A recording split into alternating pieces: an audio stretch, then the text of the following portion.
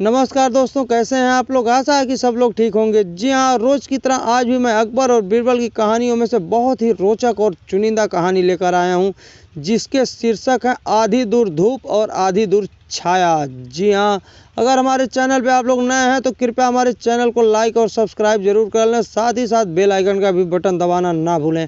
आइए कहानी शुरू करते हैं। एक दिन का हाल है कि बादशाह ने बीरबल पर खपा होकर उसको अपने नगर से बाहर निकाल दिया। बीरबल हर हाल में खुश होने वाला एक व्यक्ति था। वह नगर से बाहर किसी ग्राम में जा बसा। इस प्रकार वास करते करते कई महीने व्यतीत हो गए।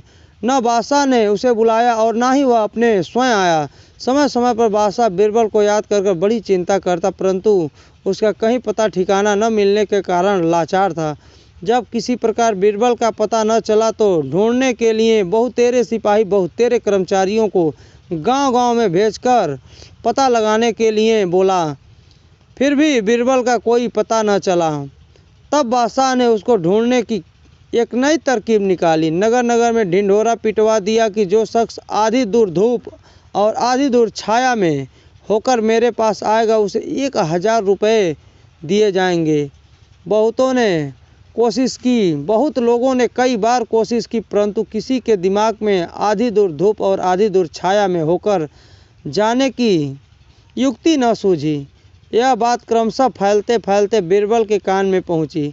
उसने अपने पड़ोस के एक बढ़ई को बुलाकर बोला, तुम एक चारपाई अपने सिर पर रखो और सिर पर रख कर बादशाह के पास जाओ और कहो कि मैं आधी दूर धूप और आधी दूर छाया में होकर आपके पास आया हूँ और मैं इस इनाम का हकदार हूँ। बढ़ई बीरबल को पहचानता था, इसलिए उसकी बात मानकर चारपाई सिर पर रखकर बादशाह के पास जा पहुँचा और 1000 रुपये का पुरस्कार पाने का हकदार भी हुआ।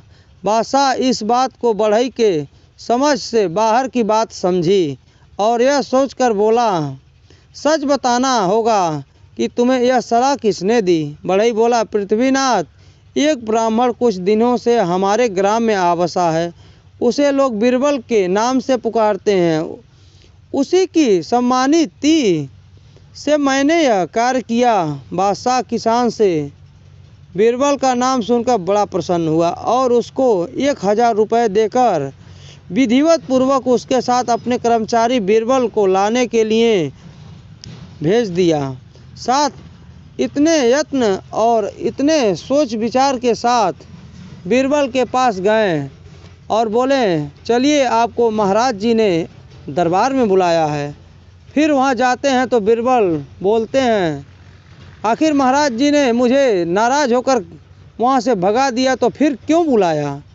तो फिर सिपाही बोलते हैं, ये तो वही बता सकते हैं, लेकिन महाराज जी आपको महल में न देखकर बहुत ही जो है कि दुखी हैं और आप नहीं रहेंगे तो महाराजा अकबर का एक भी काम होना नामुमकिन है। जी हाँ दोस्तों, ये वीडियो आपको कैसा लगा। अगर अच्छा लगा हो तो हमारे चैनल को लाइक और सब्सक्राइब ज़रूर करिएगा।